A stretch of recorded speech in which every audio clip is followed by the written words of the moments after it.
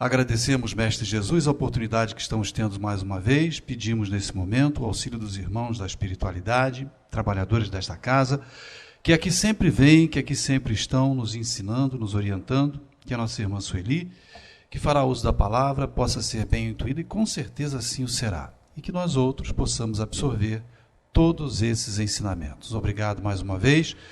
Que assim seja, Mestre Jesus, em seu nome e em nome de Deus Todo-Poderoso. Que assim seja. Sueli Machado. Boa tarde para todos nós. Cá estamos novamente. Eu não pude vir semana passada, mas a gente sente muita falta, né?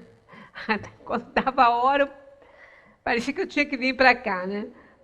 Mas felizmente aqui estamos, com a graça de Deus, para aprender um pouquinho mais de doutrina espírita.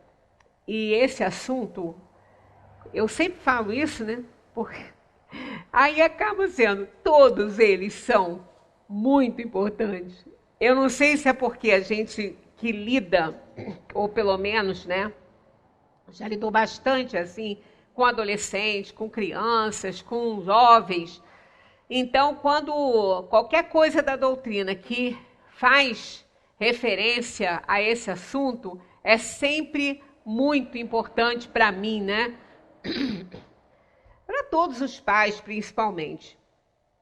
Na nossa conversa de semana passada, semana retrasada, no caso, nós terminamos com esse quadro aí, dizendo que filhos maus são uma prova para os pais, explicamos e abordamos esse assunto. Então, dando continuidade, nós estamos aqui com a 211, quando Kardec pergunta de onde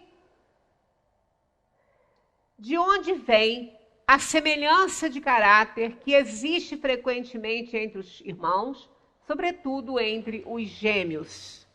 E eles respondem: espíritos simpáticos que se aproximam pela similitude de seus sentimentos e que se sentem felizes de estar juntos.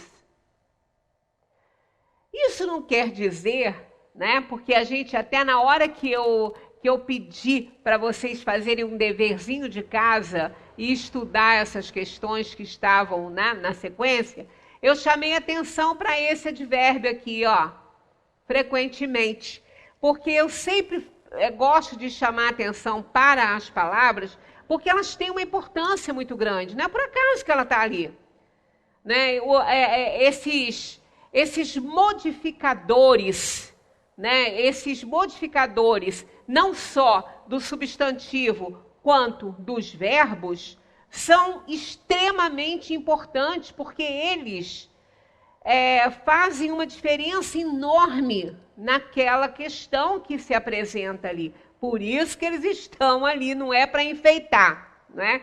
Então, quando está aqui frequentemente, é porque não é sempre que acontece, não é o tempo todo. Não são todos os irmãos que se afinizam, não são todos os gêmeos que se afinizam, mas muitos sim, né? Aqueles que precisam fazer um resgate juntos, eles vêm, né? E eles já combinaram isso, já outros que precisam também fazer um resgate juntos, mas com muitas dificuldades ainda para enfrentar, vem junto às vezes por causa de provações e expiações.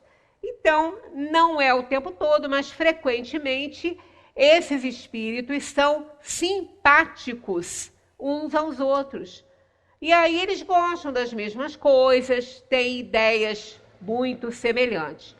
Agora, 212, Kardec pergunta: nas crianças cujos corpos nascem ligados e que têm certos órgãos comuns, há dois espíritos, ou seja, duas almas? E eles respondem, obviamente, que sim, mas a sua semelhança faz que muitas vezes não vos pareçam mais do que uma pessoa só, né? Várias pessoas já nos perguntaram isso, né? Se quando nasce coladinho assim, com alguns órgãos compartilhados, se tem ali dois espíritos. Sim, dois espíritos. Com certeza. E com muitas diferenças, muitas vezes. Mas eles são tão assim, dependentes praticamente um do outro, e isso já por uma necessidade kármica, que quando eles são separados, quando há essa possibilidade, dependendo da idade, eles já não querem mais se separar. Então já houve vários casos assim que elas preferiram ficar juntas, as meninas. Já em outros casos foram separados.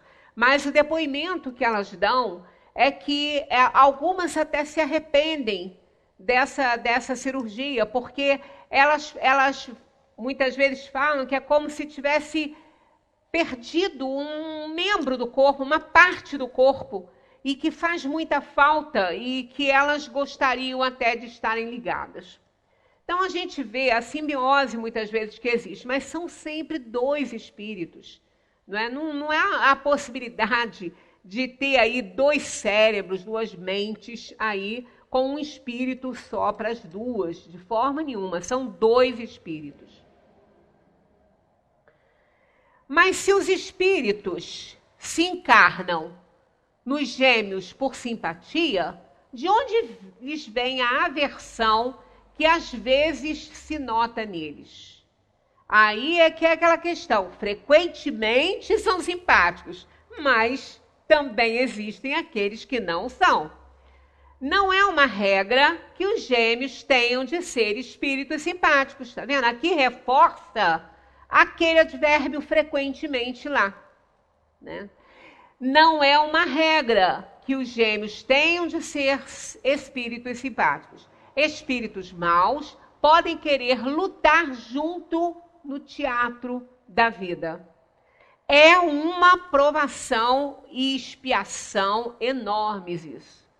Né? Muitas vezes acontece até quando vêm ligados, né? Às vezes, ou mesmo gêmeos univitelinos, que na verdade isso até é um pleonasmo, né? Gêmeos univitelinos, porque nem todo aquele que nasce no mesmo momento, que está, né, na mesma gestação, ele é gêmeo, são partos duplos ali. São dois óvulos, são separados, eles não são gêmeos. Tem duas crianças lá no útero, mas cada uma na sua bolsinha, cada uma no seu cantinho, né? Agora, os gêmeos, que chamam de gêmeos legítimos, os gêmeos univitelinos, eles não precisam nem de gêmeo univitelino, porque ele só é gêmeo dessa maneira. Só é gêmeo assim, quando o óvulo se parte e ali desenvolvem duas crianças, né? Então, esses são gêmeos, porque os outros não são gêmeos. É apenas eles foram gerados no mesmo tempo, mas cada um no seu cantinho, e são muito diferentes na maioria das vezes. Claro que sim, porque não é o mesmo óvulo. Eles não têm a mesma carga genética. Eles não têm. Só os gêmeos que têm a mesma carga genética. Os partos duplos, né, aquele que na mesma gestação duas crianças estão ali para nascer, às vezes existe até a possibilidade de nascer um e o outro nasce às vezes no dia seguinte, né, com diferença de algumas horas. Né? É engraçado que eu assisti uma reportagem sobre isso uma vez, e os gêmeos, quer dizer, eles são chamados de gêmeos, mas não são, né? Porque eles não foram gerados do mesmo óvulo, eles não são geneticamente idênticos. Cada um fazia aniversário num dia. Porque ela teve ao anoitecer e o outro não nasceu. Foi nascer horas depois, já tinha passado de meia-noite. Então, cada um, ele era um dia mais velho que o irmão, né? Então, são irmãos, mas eles não são gêmeos. Agora, fala-se que está aí na história, a medicina vai falando que é. Mas, na verdade, existe essa diferença. Né? Os gêmeos mesmo são aqueles que partilharam, né, da mesma bolsa, o mesmo óvulo ali, os doisinhos ali estão ali. Agora, quando ou foram óvulos diferentes, eles vão ser diferentes. E nós temos uma história no Velho Testamento, na Gênesis, de Esaú e Jacó, mostrando essa situação, e a gente vai fazer referência a essa família, porque é uma história muito interessante, porque a história dessa família é a história das famílias que a gente tem, das nossas famílias de hoje. Comportamento de pai, comportamento de mãe, comportamento dos filhos. Eles são, no Velho Testamento, são considerados gêmeos, porque estavam na barriga na mesma gestação, né? Mas eles não eram univitelinos, eles eram extremamente diferentes um do outro, como a gente vai abordar. Aí aqui na 214, Kardec pergunta: que pensar das histórias de crianças que lutam no ventre da mãe? Aí eles dizem imagem. Realmente, é uma imagem. Mas é uma imagem que denota uma certa insatisfação dessas almas quando elas são antagônicas, quando elas são antipáticas entre si. A alma ali não está demonstrando isso, eles não estão brigando lá no útero, isso é apenas uma imagem para mostrar essa insatisfação. E está aqui, ó, para figurar que o seu ódio era muito antigo, fazem-no remontar à fase anterior ao nascimento. Geralmente não percebeis bem as imagens poéticas. É uma imagem, eles não ficam lutando com ódio um do outro no ventre, não é isso, é apenas uma metáfora, é apenas uma imagem, né? Isso para dar a ideia que são espíritos antipáticos um ao outro, né? Então não há essa possibilidade, eles ficaram brigando. Mas no Velho Testamento tem essa passagem aí de Rebeca procurando o Senhor para esclarecer algumas coisinhas que causavam insatisfação a ela na gestação dela. Então vamos acompanhar essa passagem na Gênesis, olha só. E os filhos lutavam no ventre dela. Então ela disse: por que estou eu assim? E foi consultar ao Senhor. Porque ela achava estranho a movimentação daquelas crianças na barriga de Rebeca. Ela achava muito estranho isso. Rebeca não era nova. Rebeca, assim como Sara, elas estavam fora já, né, daquele período da fertilidade, mas havia essa necessidade, né? Então ela foi ter com o Senhor, isso não está explícito, como ela foi ter com o Senhor para fazer essa pergunta e obter esse esclarecimento. Então está lá. Respondeu-lhe o Senhor: 2 nações há no teu ventre, e 2 povos se dividirão das tuas entranhas. E um povo será mais forte do que o outro povo, e o mais velho servirá ao mais moço. Cumpridos que foram os dias para ela dar à luz, eis que havia gêmeos no seu ventre. Saiu o primeiro, ruivo, todo ele como um vestido de pelo, e chamaram-lhe Esaú. Esaú quer dizer vermelho, né, em hebraico vermelho. Edom, ele também foi chamado de Edom, que significa vermelho também em hebraico. Ele era ruivo, ele era muito cabeludo e muito vermelho o cabelo de Esaú. Depois saiu seu irmão, agarrada sua mão ao calcanhar de Esaú, pelo que foi chamado Jacó. E Isaque tinha 60 anos quando Rebeca os deu à luz. Ela tinha 40 e pouco. Isaque é o filho de Abraão, né? Aquele que ia ser oferecido ao sacrifício. Isaque morreu com 175 anos, diz a Gênesis, né?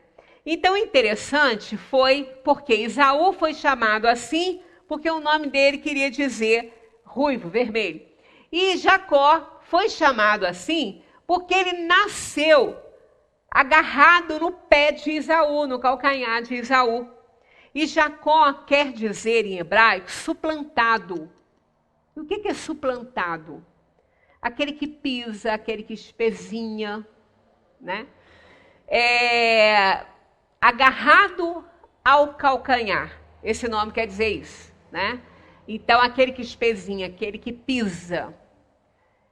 E realmente, no decorrer da vida deles, foi mais ou menos isso que ele fez com Esaú. Né? Ele não foi tão amiguinho assim. Aliás, Esaú e Jacó, eles eram espíritos antipáticos. Eles não tinham uma simpatia um pelo outro. Por que eu disse que essa família aí representa muito as nossas famílias de sempre, né? Desde aquele tempo lá, e veio e continuou sendo isso aí. Nós temos nessa figura aí de Isaac e Rebeca muito do comportamento dos pais de hoje em dia. Porque o que aconteceu ali? Isaac teve esses 2 filhos com Rebeca. Esaú, ele era muito rebelde. Ele foi crescendo de uma maneira muito rebelde, ele era caçador. Ele parecia um urso, ele era todo peludo, né? Muito vermelho, assim. Então, ele era aquele que não ficava em casa. Ele era aquele que saía, que era aventureiro. E ele era o preferido de Isaac. Enquanto Jacó ficava em casa, cuidando ali, junto com a mãe, das plantações, da casa, das necessidades do lar, era o preferido de Rebeca. Essa preferência que eles tinham, qualquer semelhança com a nossa família, não é pura coincidência? Por quê? Qual é a família que não reclama que a mãe gosta mais de um irmão do que do outro? E que o pai prefere um ao outro? Eu não conheço nenhuma assim que não reclame disso. Todas as famílias até têm um apelido para isso, né? Vários, né? Mas um deles é peixinho. Fulano, eu sabia, é peixinho de mamãe, né? Ou é lindeza de mamãe. Então, né? Ou então, é o preferido de papai, por isso, olha lá. Então, as famílias, de uma maneira geral, elas reclamam muito disso, né? Os irmãos entre si, né? Reclamam muito de serem mais amados pelo pai, um ou outro mais pela mãe e outros, né? Um pouco esquecidos. Muita gente fala que é o filho do meio, né? O mais velho é aquele que chega primeiro, aquele que é cuidado, né? Mãe tem aquele cuidado, aquele medo, aquela superproteção. Aí vem o segundo, já não tem muito tempo, ela já aprendeu um pouco com o primeiro, aí o segundo fica meio assim, né? E o terceiro, às vezes, vem com uma certa distância, os outros estão maiores, aí fica aquela gracinha ali, super protegido também, não só pelos pais, às vezes pelos irmãos. Então, na maioria das vezes, o que acontece muito é o filho do meio levando algumas desvantagens. Pelo menos é assim que eles reclamam, né? Na minha casa não foi, não. O filho do meio era o peixinho, né? Filho do meio era o peixinho. Então, na minha casa não foi assim. Mas é sempre assim, tem um que eu digo, não dos meus filhos, não, mas dos meus irmãos, né? Tenho 2 irmãos. Então, eu falava que o filho do meio ali, que o meu irmão era o peixinho da família. Eu ainda falava assim, eu vou comprar um aquário para ele. Bem dourado, assim. Para a mamãe botar ele dentro. Para ele ficar lá nadando, né? Bobagem, essas coisas são bobagens. Mas, no fundo, se a gente observar, existe isso. Não estamos falando de amor. Amor é outra coisa. A gente está falando de afinidade, de simpatia, né? Às vezes, aquele filho realmente que a mãe protege e aquele que o pai protege, é aquele que é mais simpático a ele. Enquanto que o outro é uma alma difícil, ele não quer dizer que seja menos amado. Então, às vezes, a gente fala, né, quando os filhos falam isso, porque você não se trata de amor. Amor, não. O amor existia ali de Esaú para Jacó num grau bem pequeno, porque eles eram muito antipáticos entre eles. Mas de Isaac para os filhos e de Rebeca para os filhos, sim. Tanto que Rebeca ela vai ao extremo para salvar a família dela. Ela vai ao extremo. Normalmente o que as mães fazem. E aí é aquela história. Tudo que é demais é prejudicial e pode gerar muito problema. Então essa separação aí, né? Digamos 2-2 aí.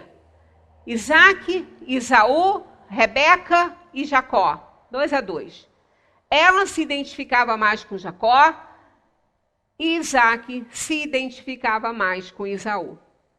Isso desde o início foi gerando uma situação que acabou por ficar insustentável na família por causa de uma atitude também de Rebeca. Mas ela é um personagem bíblico que ela é muito contestada por causa do que ela fez. Mas ela não teve a intenção que as pessoas dão a ela. É como a questão de Judas, né? Judas sempre foi meu apóstolo preferido. Eu gosto da história de Judas. E Judas não teve o comportamento no seu desejo, né? Que as pessoas dizem, não foi. Ele traiu. Ele fez o que ele fez. Mas ele não teve a intenção que as pessoas dão a ele, né? Colocam na atitude dele. Judas apenas acreditava que Jesus não seria preso. Ele foi o que mais entendeu a mensagem do mestre. Ele foi o que mais teve certeza que ele era quem ele era. Porque eles eram todos desregrados, todos apóstolos, todos. Não tinha nenhum bonzinho ali. Jesus se cercou de problemas, mas é aí, né? Quem precisa de médico é quem está doente. E Jesus sabia que havia um potencial muito grande neles. Então, Jesus conhecia muito bem a personalidade de Judas e ele sabia que queria fazer isso. Mas e por que ele aceitou? Primeiro, porque eram lições que ele tinha que dar e ele precisava de todo aquele contexto. E segundo, que ele sabia que a intenção de Judas não era prejudicá-lo. Ele sabia disso. Porque ele sabia também que ele era o único que tinha uma verdadeira, opinião a respeito de Jesus. Ele era o único que compreendia quem ele era na verdade. Mas que ele era ainda muito inferior e ele ia fazer o que ele fez. Então ele não é esse monstro que pintam, né, de Judas. Tanto que ele ficou tão desesperado que ele pôs fim à própria vida quando ele viu que Jesus foi crucificado mesmo. Porque tendo certeza de quem Jesus era, ele falou, ele vai dar a volta por cima, ele vai se fazer rei, ele não vai se deixar prender, porque ele sabia que ele podia fazer isso. Mas ele não entendeu o desfecho, ele sabia quem ele era, mas não sabia que ele não ia fazer o que ele pensou, né? Então assim é com Rebeca. Rebeca é massacrada muitas vezes porque houve ali uma manobra dela. Por quê? Esaú, apesar de ser o primogênito, era ele que seria abençoado e era a ele que seria entregue as benesses todas, né? A herança, aquilo tudo. Mas Esaú era bem rebelde, ele não estava nem aí para isso. Ele era aquele personagem da nossa família de hoje, que é aquele que não sei se vai ter amanhã, vou aproveitar o hoje. Aquela pessoa imediatista que não faz planos, que não se prepara, que não planeja nada e vai deixando a vida acontecer. Jacó era aquela personalidade mais concentrada, mais preocupado com o amanhã, com o futuro, né? Mais ou menos nós temos aí a mesma temática na parábola do filho pródigo. Mais ou menos igual. O filho pródigo é aquele que saiu inconsequentemente, gastando tudo que era dele, que ele herdou do pai, enquanto que o outro ficou em casa, não era bonzinho coisa nenhuma, que ele não ficou em casa para fazer companhia ao pai, que não vamos ser ingênuos a esse ponto, né? Ele era egoísta ao extremo, ele queria tudo para ele. Então, que bom que o outro saiu e que aí ia ficar tudo ali para ele, e ele ficou extremamente infeliz quando o irmão voltou. Mas tanto nessa parábola do filho pródigo, quanto nessa passagem aí da Gênesis, focando na família de Isaac e Rebeca, nunca nos faltará a oportunidade de Deus para que a gente retome o caminho e o trilho da obediência à lei. Então, o que aconteceu? Como Esaú era o primogênito, ele que seria abençoado e conduziria a família. Mas já foi falado aqui que, um povo será mais forte do que o outro e o mais velho servirá ao mais moço. Então já estava decidido que não ia ser Esaú, que era o mais velho, que não ia ser Esaú. Já estava o Senhor já tinha falado para a mãe isso, né? Então ela já mais ou menos sabia e ela tomou essa decisão um pouco baseada no que foi dito para ela também. Por quê? Quando o tempo passou, chegou o momento dele dar a bênção, mas muito antes disso, eles ainda eram muito jovens, Esaú chega de uma caçada, morto de fome. E o Jacó estava lá auxiliando a mãe, tanto nos serviços domésticos e tudo, na preocupação, e ele estava fazendo uma bela sopa de lentilhas. E o outro chegou faminto da caça e queria. Aí ele falou, bem, só negociando. De graça não vai ter, não. O que você quer em troca? Eu quero a sua bênção. Eu quero a bênção do nosso pai, que é sua. Olha só, comportamento de Jacó aí, enrolando, claro, o irmão se aproveitando da situação dele, né, de que ele estava com fome, ele era inconsequente, ele era imediatista, Jacó sabia disso, conhecia muito bem o irmão que tinha. Então ele se aproveitou, porque aquilo era muito importante, porque era aquele que recebesse a bênção do pai, e normalmente era o primogênito que recebia, ele tinha toda a autoridade e a herança. Então ele se aproveitou daquela inconsequência, daquele imediatismo de Esaú, para quê? Para comprar através de uma negociata, coisa que a gente não sabe disso, né? Não conhece essas coisas, né? A gente não conhece, né? Para comprar a bênção do pai. Aí o que Esaú fez? Eu não sei, amanhã tá feito. O que eu preciso agora é o meu momento, é matar a minha fome. Pode ficar com tudo que eu nem ligo para isso.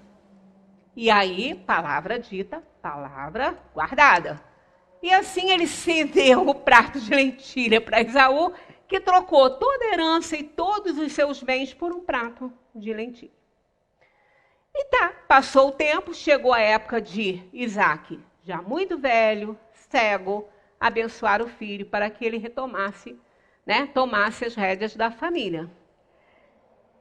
Quando isso aconteceu, Rebeca ouviu isso, ele conversando com Esaú, vá à caça e me traga uma bela caça para um bom guisado, que é o meu desejo antes de te dar a bênção.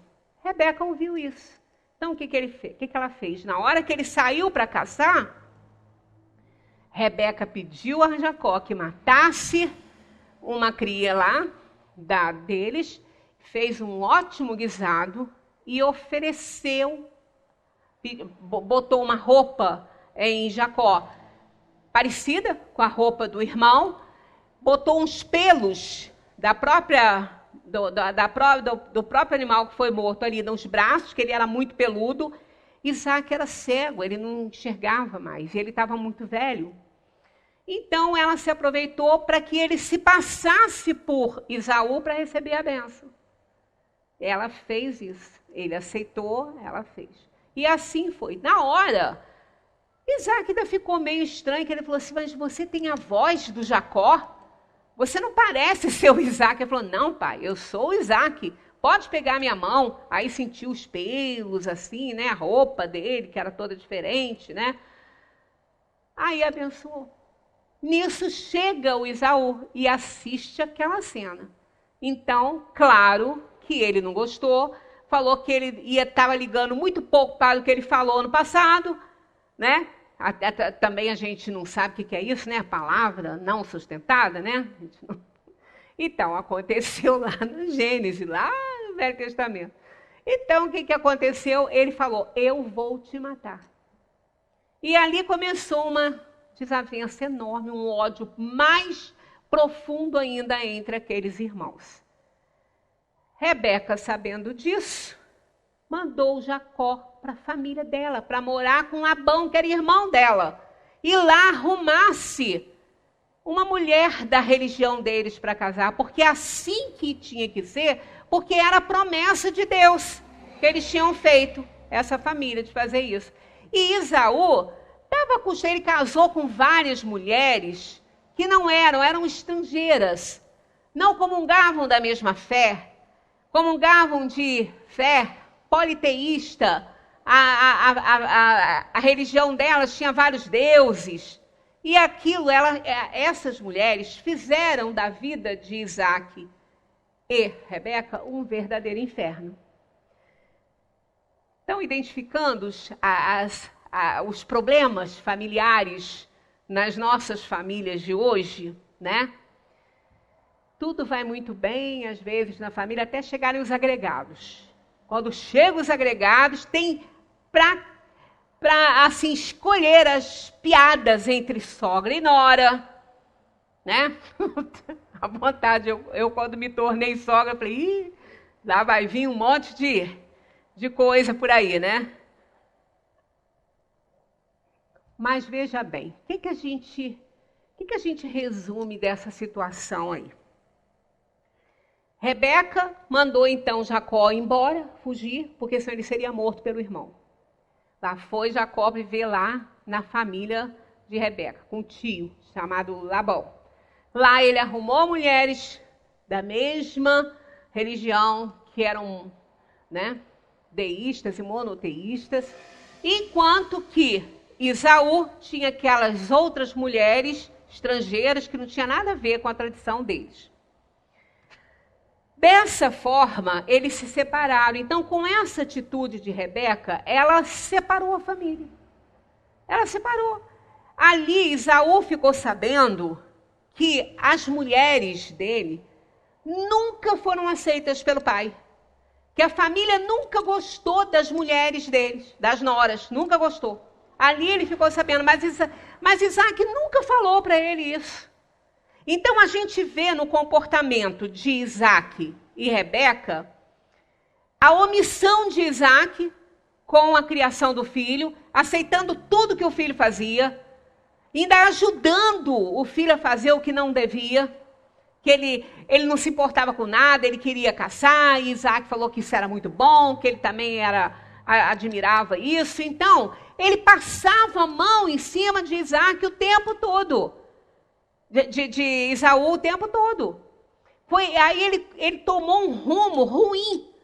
Ele se juntou com estrangeiros, ele se juntou com grupos, ele formou, então, como ele também era chamado Edom, porque era vermelho em hebraico, ele fundou um povo, os edomistas, que nem foram para frente. Enquanto que Jacó fundou o povo israelita, povo de Israel, que foi o que ficou. Então, depois disso, depois de muito tempo, houve essa separação na família por causa da atitude de Rebeca, porque ficaram logo, todo mundo sabendo. Aí foi assim, anos se passaram, e Jacó trabalhando muito, morre Isaac, né? Ele vai embora. Esaú também começou lá seguir os edomistas seguindo ele, mas não foi para frente aquilo. Então, Jacó trabalhou muito, criou muitas coisas, desenvolveu muitas coisas, mas ele tinha algo a resgatar, né? algo a resgatar, porque ele errou. Ele cometeu o erro de se passar pelo irmão e deixar que o irmão não recebesse a bênção. Ele comungou dessa ideia aí com a mãe. Mas por que Rebeca fez isso? Atiram pedra nela por causa disso. Mas não, era aquele esforço hercúleo dela querer preservar a família, preservar a ideologia de um Deus único, conservar a promessa de Deus. Ela teve esta intenção, só que ela exagerou. E é exatamente aquilo que acontece hoje em dia nas nossas famílias. Muitas vezes, a mãe, para proteger a sua família, para conservar a sua família, faz isso. Muitas vezes se mete demais na vida dos filhos. Foi o que ela fez. Então, essa família de Isaac e Rebeca, ela mostra realmente o que não se deve fazer, que são os extremos, a omissão de Isaac e o excesso de cuidados de Rebeca, passando a mão por cima de um irmão e não se importando também com o outro. Então, aquilo ali foi a separação. Então, essa família se separou. Né? Ele foi para um lado, Esaú foi para o outro. Depois de muito tempo, aí é que vem a redenção. Porque Deus, seja quais forem os nossos erros, seja o que for que a gente tenha feito de errado, nada vai ficar sem resposta, evidentemente que não. Mas a gente vai ter a oportunidade da redenção e de corrigir os nossos erros. Há um determinado momento nessa história aí, que Jacó fica sabendo que Esaú estava se aproximando, mas Jacó, esse nome também tem uma significação também em grego, como se aquele que luta com Deus. Então ele faz uma prece, ele recebe talvez a visita de um espírito, seja que também não tem essas explicações todas, e que chega para ele a oportunidade dele fazer o resgate dele com o erro que ele cometeu. Ele tinha adquirido muitos bens, ele tinha muitos rebanhos, então ele teria que oferecer aquilo tudo ao irmão dele. Porque ele tirou do irmão num determinado momento, que ele tirou a bênção dele, que era ele que seria dono daquilo tudo. E ele assim faz. Então, quando ele ouve dizer que Esaú estava chegando, ele foi ao encontro de Esaú, e quando os dois se encontraram, eles se abraçaram pela humildade que Jacó demonstrou, eles se abraçaram e Jacó disse para ele: isto tudo é seu. Ofereceu a ele todo aquele rebanho. E ele disse: meu irmão, não preciso, eu tenho, pode ficar com você, mas nossa fraternidade é real. E ali eles se juntaram, que foi a oportunidade. Quer dizer, ele ofereceu, o outro não precisou, não pegou. Não havia mais ódio entre eles, porque ambos passaram muitas expiações e provações. Ele separado da mãe, da família, depois a Rebeca foi para lá, Isaac morreu. Né? Então, olha só, houve uma destruição ali daquele núcleo familiar, por causa das atitudes erradas, que muitas vezes nós tomamos com os nossos filhos. Então, nós, muitas vezes, somos responsáveis por um filho sair de casa e não querer mais ver pai nem mãe, por um filho, às vezes, estudar algo que ele não deseja, porque o pai assim quer. Eu conheço uma moça que ela fez odontologia porque o pai queria. E ela falou: mas eu não gosto, eu não quero. Ele falou: mas eu não pago mais nada. Eu pago odontologia. Se você quiser, bem. Se não quiser, não vai se formar em nada. Ou então vai trabalhar para pagar seus estudos. Ela falou: tá bom. Ela ficou, cursou odontologia.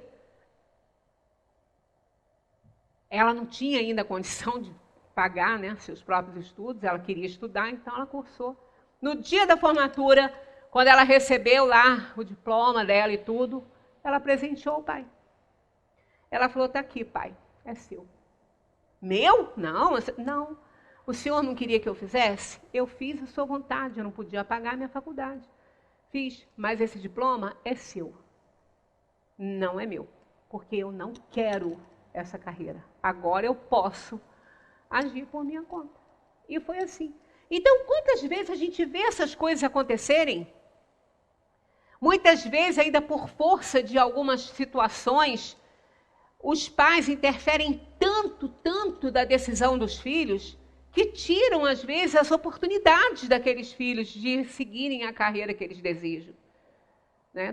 Por excesso de cuidado, excesso de amor? Pode até ser. Mas isso é uma lição para a gente ver. Quanto que a gente pode, né, separar aqueles que nós amamos de nós por conta de atitudes erradas que a gente toma. Então, a gente tem que pensar muito sobre isso. O Velho Testamento, aliás, o Velho Testamento, se vocês consultarem, não precisa nem ler tudo, vocês vão ver, aquilo é um emaranhado de sangue, corrupção, mentira. É um horror aquilo, é um horror. Mas isso tudo é o quê? São lições, são metáforas que a gente tem que interpretar e encaixar aí na nossa vida. A gente acha que é um horror, mas hoje isso tudo acontece a rodo, o tempo todo, né? Então isso já é da própria natureza inferior da alma. Somos espíritos inferiores, estamos em provação e expiação. Então isso aí a gente precisa aprender com essas coisas, interpretar direitinho e ver qual é a analogia que está sendo feita. Então, quando atiram pedra em Rebeca, não estão vendo que esse é o comportamento, às vezes, de muitas mães. Né? De muitas mães com todas as opções que, às vezes, seus filhos estão fazendo. Né? Os nossos filhos não têm que ser nossos espelhos.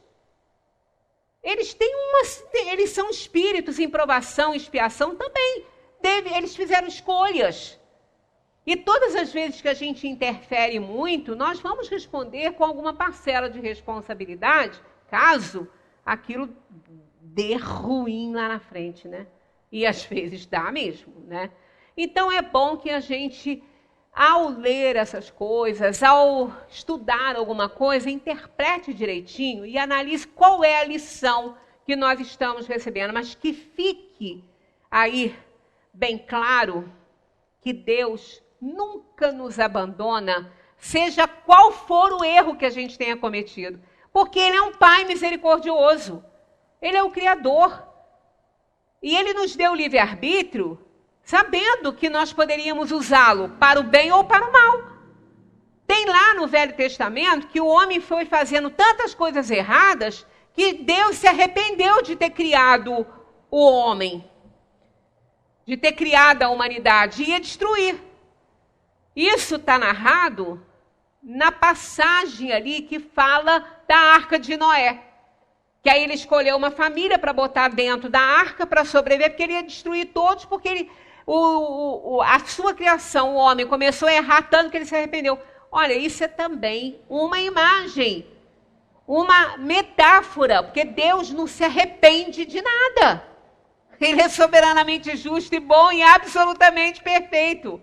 É só uma imagem. Mas é para a gente ver o respeito do Criador com a criatura, mas também não deixando sem respostas as coisas erradas e as escolhas ruins que a gente faz. Nós somos livres para plantar, mas a nossa colheita é obrigatória. Então não tem jeito. Na parábola do filho pródigo, o que aconteceu? Ele também não negou a oportunidade, porque quando o pródigo volta, ele abraça o seu filho e fala, meu filho que estava perdido, voltou. Né? Então foi o que aconteceu com Jacó. E a Rebeca, ela acabou tendo também a sua punição por não ter podido conviver com os filhos que ela amava. que não é porque ela preferia o jeito de Jacó que ela não amasse Esaú. Claro que ela amava. Ela também pagou caro por essa atitude que ela tomou. Ela fez errado, mas foi por amor também, por preocupação. Ela não queria, né, não queria que se perdesse a promessa de Deus para aquela família. Então ela não teve intenção ruim. Ela não fez isso para prejudicar Esaú. Pelo contrário, ela tomou aquela atitude para a família não se perder, mas acabou se perdendo. Porque são os extremos. Toda atitude extrema é prejudicial, né? Então, seguindo aqui. De onde vem... Estou eu aqui com o caneta errado. De onde vem o caráter distintivo que se observa em cada povo? Os espíritos também formam famílias pela similitude de suas tendências, mais ou menos purificadas segundo a sua elevação. Era a diferença daqueles povos que tiveram origem no ventre de Rebeca. Os edomistas, que tinham como líder Esaú, e os israelitas, que tinham como líder Jacó. Então, eles eram totalmente diferentes, tanto que os edomistas, eles acabaram por se perder, né? E aí foi como Edom, que era também chamado, né, de Edom, que era o Esaú, voltou para casa, como voltou o filho pródigo. Mas aí voltou para casa muito depois, né? Na redenção que eles conseguiram fazer. Pois bem, um povo é uma grande família em que se reúnem espíritos simpáticos. A tendência a se unirem, que tem os membros dessas famílias, é a origem da semelhança que determina o caráter distintivo de cada povo. Acreditas que espíritos bons e humanos procurarão um povo duro e grosseiro? Não. Os espíritos simpatizam com as coletividades como simpatizam com os indivíduos, procuram o seu meio, né? Então, muitas vezes, quando a gente vê, assim, algumas reportagens, né, que a família perdeu um filho por ideologias diferentes. Inclusive, na época que aquele grupo estava cortando cabeças, né? Como é que era o nome daquele grupo, Abel? Não, aquele grupo do Estado Islâmico, né? Estavam fazendo aquilo. Alguns pais, não só daqui do Brasil, mas de outros países também, estavam, assim, desesperados, porque alguns perderam filhos para se juntarem àquele grupo lá. Então, mesmo que às vezes esses espíritos reencarnam em povos de culturas diferentes, mas eles não são simpáticos àquele ambiente que nasceram. Eles são simpáticos a outros que estão até muito longe deles, e eles se juntam por semelhanças de ideias, e muitos se integraram ao Estado Islâmico. Daqui do Brasil teve, de todo lugar. Deixaram cartas e se juntaram. Quer dizer, são espíritos que se afinizam com aquela ideia que está lá. Então, são como peixes fora d'água aqui no nosso país.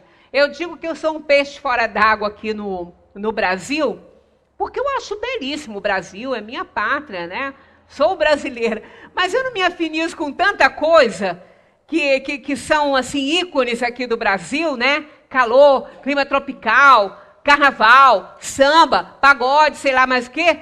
Eu, particularmente, não gosto, então eu falo, gente, eu acho que eu não sou daqui, né? Não sou daqui. Eu gosto de frio, eu gosto daquela bruma, daquela névoa caindo, parece, sabe, aquele clima assim, todo cheio de... A gente aqui chama de cerração, quando fica lá na serra, né, aquilo tudo baixo ali. Eu tenho medo de dirigir ali nessa época, mas eu gosto daquilo ali. Eu acho aquilo lindíssimo. Sabe, eu me sinto bem ali. Quer dizer, eu devo ser um peixinho fora d'água aqui nessa questão desse território aqui ser do jeito que é, né? Mas a gente vê que às vezes, quando a gente viaja para algum lugar, que você vê alguma coisa, aí é o déjà vu, né? Nossa, parece que a gente já esteve ali.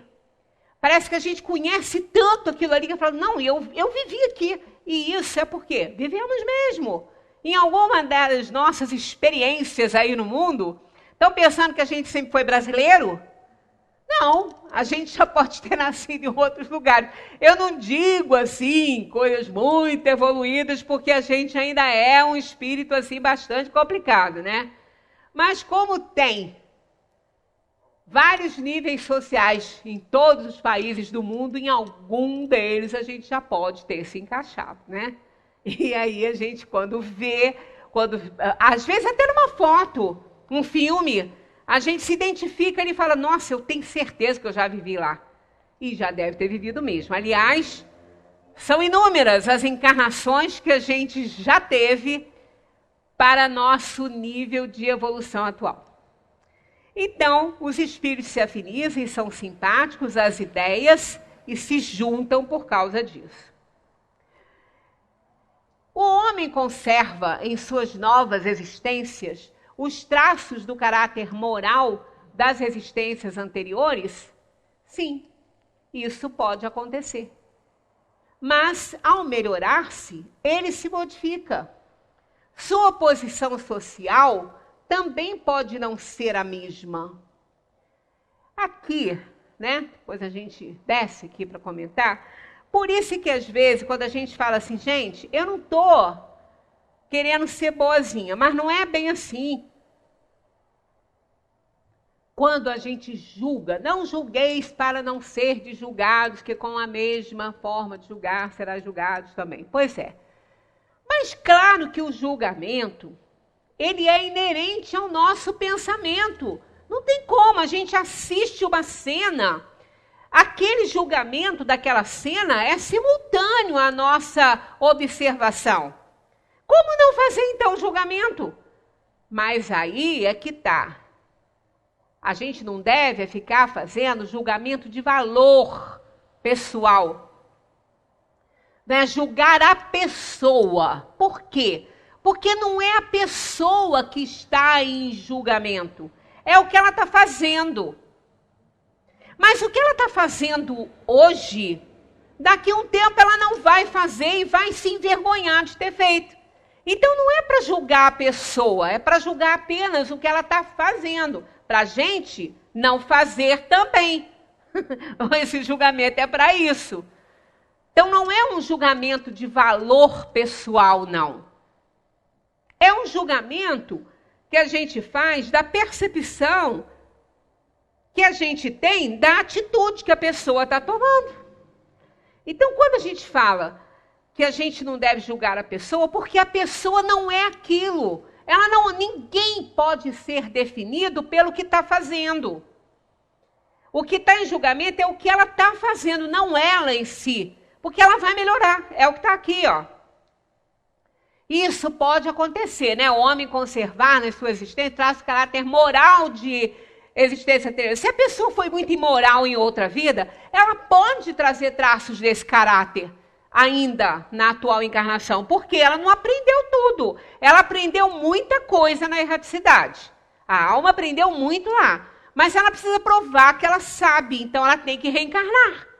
E é aí que vai começar, então, o seu processo de redenção. Isso pode acontecer, mas ao melhorar-se, olha aqui, ó, ao melhorar-se, ela se modifica. Sua posição social também pode não ser a mesma. Se de senhor ele se torna escravo, suas inclinações serão muito diferentes e teríeis dificuldades em reconhecê-la. O espírito sendo o mesmo, nas diversas encarnações, suas manifestações podem ter, de uma para outra, certas semelhanças. Estas, entretanto, serão modificadas, olha, pelos costumes da nova posição, até que o aperfeiçoamento notável venha a mudar completamente. Olha o peso desse advérbio. Ó, olha como fica diferente, quer ver?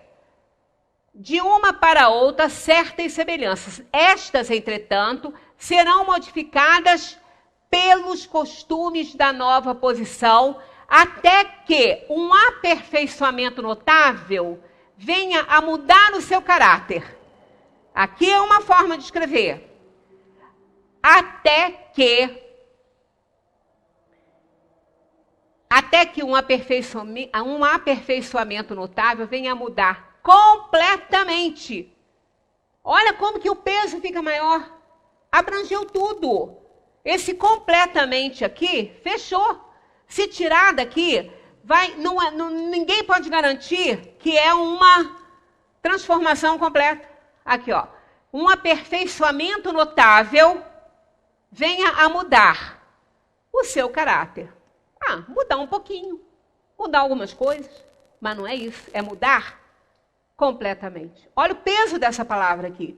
Então são essas coisas que a gente precisa observar para entender o texto, para estudar. Estudar é isso, é interpretar direitinho o que está ali. Não é só ler. Tem gente que lê 10 livros por mês, pergunta uma coisa de um deles. Não me lembro não. Passa por cima, lê, correu o olho, mas não entendeu nada. Não sabe nem o que leu, né? Então, olha só. Completamente, um aperfeiçoamento notável venha a mudar completamente o seu caráter, pois de orgulhoso e mau pode tornar-se humilde e humano, desde que se haja arrependido. Por isso é que a gente não deve julgar a pessoa.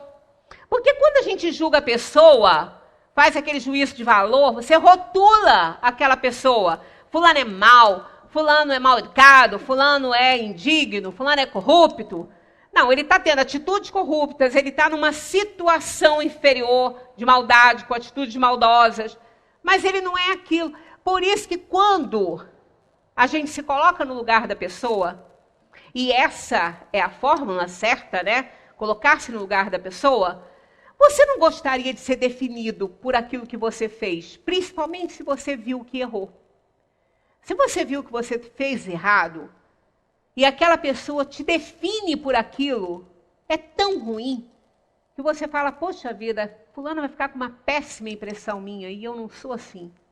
Então, olha só, da mesma maneira que a gente não quer ser definido pelo que a gente fez, a gente não deve fazer isso com as pessoas. A gente também não deve definir as pessoas pelo que ela fez. A gente deve julgar o que ela fez para não fazer igual e esperar a modificação que ela vem. Porque somos espíritos perfectíveis, falidos e falíveis, mas com 100% de possibilidade de aperfeiçoamento muito grande. Então, não se deve definir a pessoa pela sua atitude, sim o que ela está fazendo. Né? Eu nunca me esqueci, eu já contei isso aqui outras vezes, uma atitude minha com a minha neta de 6 anos. Ela não tinha 6, ela tinha 5 ainda. Ela me deu uma florzinha, porque eu não ia buscá-la na creche no dia seguinte. Aí lá na creche, um amiguinho dela fez questão de ajudar ela a tirar a florzinha do pé, que nem queria, estava difícil de sair, e ele todo gentil pro lado dela, né? Aí ela pegou a florzinha, me entregou. Eu tô com aquela florzinha seca lá em casa até hoje, num quadrinho. Quando chegamos em casa, a outra avó, que ia ficar com ela para eu voltar para minha casa, a avó materna, ela tinha chegado, estava cansada, tinha viajado, um voo um pouquinho longe, aí ela chegou e tudo, ela estava lá no banheiro, aí ela ficou batendo na porta, e socando a porta, vovó, nega. Aí eu falei, deixa a vovó tomar o banhozinho dela, a vovó daqui a pouco sai, vai te dar toda a atenção, não faz isso. E ela continuou. Aí eu chamei a atenção, filho, e falei assim, não faça isso, isso é feio, não pode fazer. Aí ela saiu triste, choramingando, aí ela falou assim, vovó, eu não sou feia. Eu falei, eu não disse que você é feia. Quando que vovó disse que você é feia? Você falou. Eu falei, não, eu falei que isso que você estava fazendo é feio. Não disse que você era feia. Eu falei, o que você estava fazendo é feio.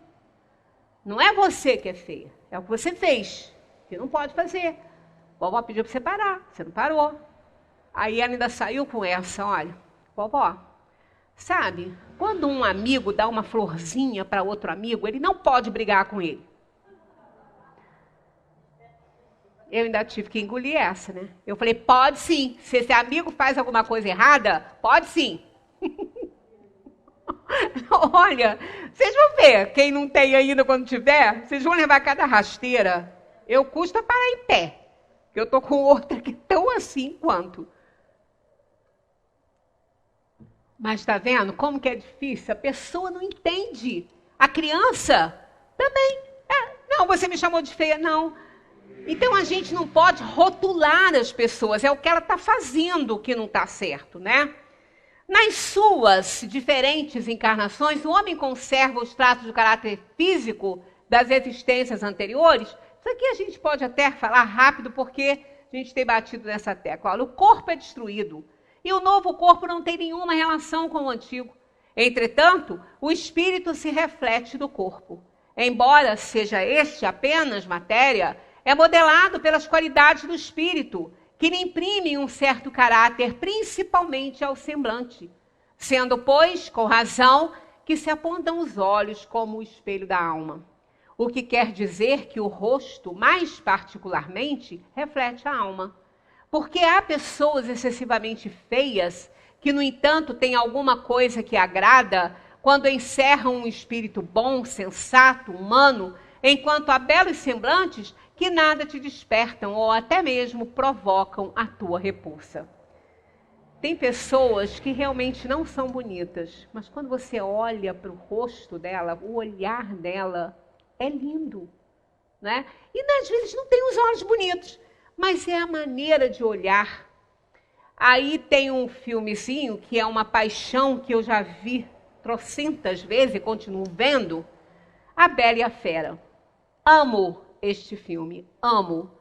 É lindo demais esse filme. A mensagem dele é belíssima, é isso aí. Porque aquela fera era um príncipe bom, ele tinha um olhar bom. Ele era gentil, ele era delicado, mas a aparência dele era horrível. Mas ela teve olhos de ver e ela se apaixonou por ele perdidamente, né? Não pela aparência dele, mas por aquele olhar doce, que ela viu ali aquele potencial do bem naquela figura grotesca. Muitas vezes a gente vê alguém assim, uma moça muito bonita, ou vice-versa, né? Um casal, onde há uma diferença muito grande da beleza plástica, né? Assim, a gente fala, gente, né? O que ele viu nela ou o que ela viu nele? Ela viu muito mais do que a gente pode ver e ele também viu muito mais do que alguém pode ver, porque ele viu a essência, né? Que resplandece ali no olhar da pessoa. Então é lindo essa situação. Há um tempo atrás eu tive até uma oportunidade de conhecer uma pessoa assim que ela falou assim, e eu sempre fui perdidamente apaixonada por ele. E era uma figura estranha, mas ela amava aquela figura, né? E ele era uma pessoa realmente muito do bem, né? Poderias supor que só os corpos perfeitos encarnam espíritos mais perfeitos que eles, quando encontras todos os dias homens de bem sob aparências disformes, sem uma parecença pronunciada, a semelhança dos gostos e das tendências pode dar, portanto, aquilo que se chama um ar de conhecido, né? Bem, nós temos aqui um comentário de Kardec, mas a gente está com o horário já avançado e vem resumindo tudo isso que foi falado aqui. E eu peço que vocês deem uma olhada nisso em casa, leiam esse comentário de Kardec. Eu não vou comentar porque já estamos com o horário estourado. O corpo que reveste a alma numa nova encarnação, não tendo nenhuma relação necessária com o anterior, pois que pode provir de origem muito diversa, seria absurdo supor-se uma sucessão de existências ligadas por uma semelhança apenas fortuita. Não obstante, as qualidades do espírito modificam quase sempre os órgãos que servem para as suas manifestações, imprimindo no rosto mesmo no conjunto das maneiras um cunho distintivo. É assim que, sob o envoltório mais humilde, pode-se encontrar a expressão da grandeza e da dignidade, enquanto sob o hábito do grande Senhor vence algumas vezes as da baixeza e da ignomínia. Certas pessoas, saídas da mais ínfima posição, adquirem sem esforços os hábitos e as maneiras da alta sociedade, parecendo que reencontram o seu elemento, enquanto outras, malgrado seu nascimento e sua educação ali sempre deslocados. Como explicar esse fato de outra maneira, senão pelo reflexo daquilo que o espírito foi? Dê uma olhadinha com calma, lendo devagarinho em casa, que vale muito a pena. Muita paz para todos, que a gente continue estudando o Espiritismo, mas tendo sempre assim, olhos de ver, prestando bem atenção, para a gente captar a essência, porque alegorias e metáforas não são tão simples assim de entender, né? Muita paz para todos.